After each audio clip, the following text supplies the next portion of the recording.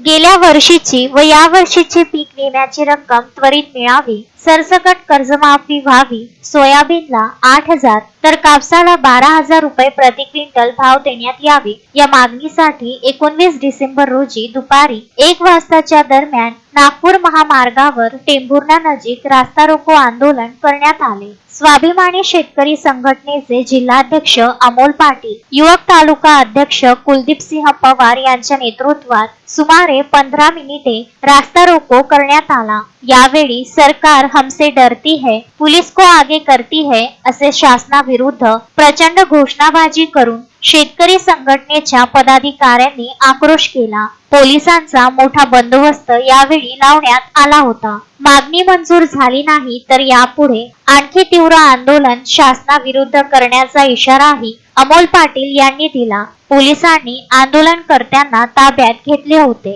Mohammed Farooq, Vidarbha news, Khamgaon.